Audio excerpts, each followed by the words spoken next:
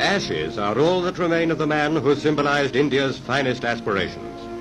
As the last religious rites are performed, a nation gives itself up to grief.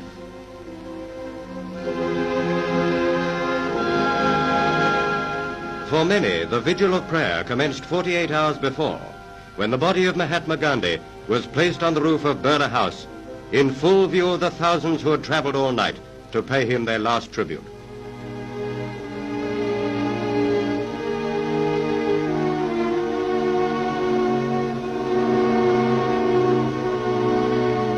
Laid on a hastily converted army truck, the body was drawn into the vast crowd lining the roads to the cremation ground.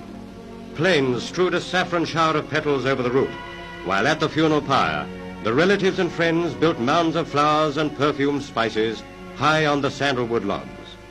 Nearby with his family sat the Governor-General with officials of the government. The flower-decked cortege moved slowly through the dense throng. Tens of thousands wept openly as the body passed by them.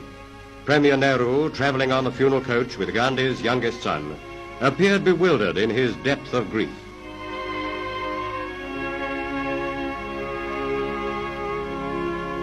Closing behind, pressing forward, came 1 million mourners. Around the pyre, the throng became packed as the body reached its resting place. Of all the faces in that vast multitude, the most serene was that of the Mahatma. To those around him, Gandhi had seemingly been transformed from a beloved saint into a divinity.